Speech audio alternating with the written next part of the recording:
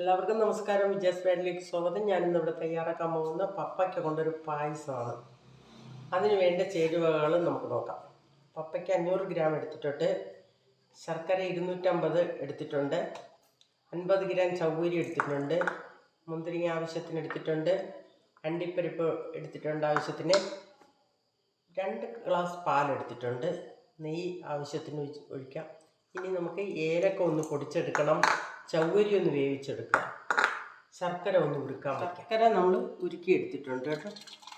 ഇനി നമുക്ക് ചൗവരി ഒന്ന് വേവിച്ചെടുക്കാം. ചൗവരി ഞാൻ ഒന്ന് കോത്ത് വെച്ചിട്ടുണ്ട്, നമുക്ക് വേവിച്ചെടുക്കാം. പപ്പായ ഞാൻ തോല് കളഞ്ഞ് വെച്ചിട്ടുണ്ട്. ഇനി ഇതിനെ നമുക്ക് കട്ട് ചെയ്തെടുക്കാം.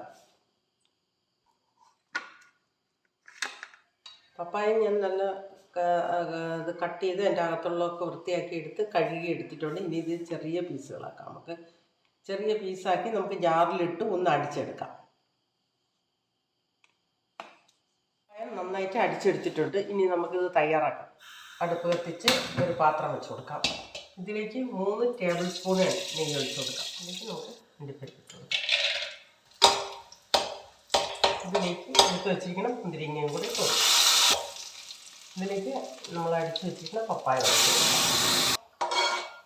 ഇത് നന്നായിട്ട് നെയ്യിൽ നമുക്ക് കുറച്ച് നമ്മൾ അടയൊക്കെ വറുത്തും പോലെ വറുത്തിയെടുക്കാം. വറുത്തി വെച്ചിരിക്കുന്ന ശർക്കര ഒഴിച്ച് കൊടുക്കാം. ഇതിലേക്ക് വേവിച്ച് വെച്ചിരിക്കുന്ന ചൗവരി ഒഴിച്ച് കൊടുക്കാം. ഇതിലേക്ക് പൊടിച്ച് വെച്ചിരിക്കുന്ന ഏലക്കപ്പൊടി ഇട്ട് കൊടുക്കാം. 1 സ്പൂണ്, 1 ടീസ്പൂണാണ് ഞാൻ ഇട്ടിട്ടുള്ളത്. ഇതിലേക്ക് നമ്മൾ എടുത്ത് വെച്ചിരിക്കുന്ന പാലൊഴിച്ച് കൊടുക്കാം.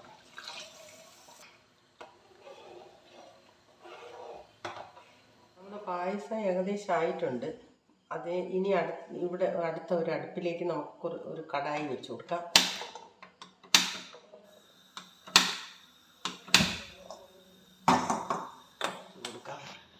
ഇതിലേക്ക് അരിഞ്ഞു വെച്ചിരിക്കുന്ന തേങ്ങ കൊത്തിട്ട് കൊടുക്കാം. തേങ്ങ ഏകദേശം ആയിട്ടുണ്ട്. നമുക്ക് സ്റ്റൗ ഓഫാക്കാം. ഇതിലേക്ക് കശുവണ്ടി ഇട്ട് കൊടുക്കാം. ഇതിലേക്ക് ഒഴിച്ച് കൊടുക്കാം. പപ്പയ്ക്ക പായസം റെഡി ആയിട്ടുണ്ട്. എല്ലാവരും ട്രൈ ചെയ്ത് നോക്കണം. ലൈക്ക് ചെയ്യുക, ഷെയർ ചെയ്യുക, സപ്പോർട്ട് ചെയ്യുക.